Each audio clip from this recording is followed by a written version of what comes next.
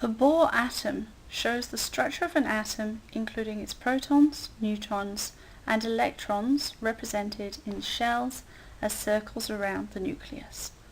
For example, to draw an atom of magnesium, the first thing you need to do is look at the periodic table and find magnesium. There you can see the magnesium has two numbers, 12 and rounded off it's 24. Those two numbers tell you two things. Firstly, the 12 is its atomic number. The 24 is its atomic mass.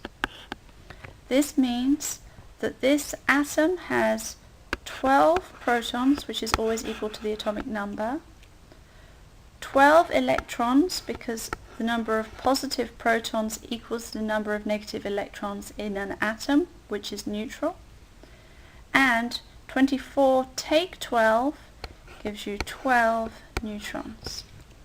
Firstly, to draw your atom, put your protons and neutrons in the nucleus. So it has 12 protons and 12 neutrons. It now has 12 electrons.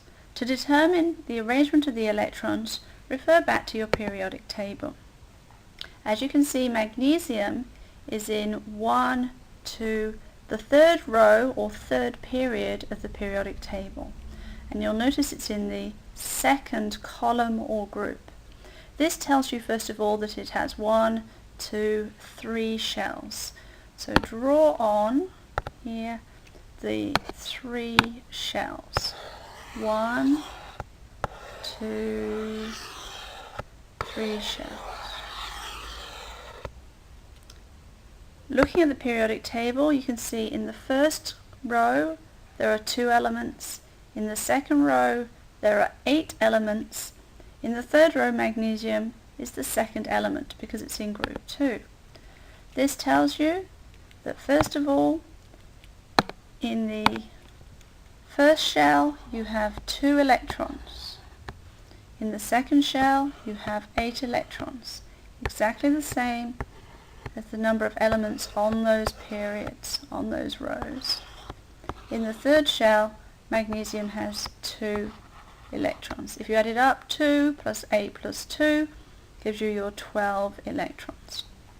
It's important to note that these 2 outer electrons are called valence electrons. These are the electrons involved in reacting, and magnesium will lose those valence electrons to become Mg2+ when it forms an ion.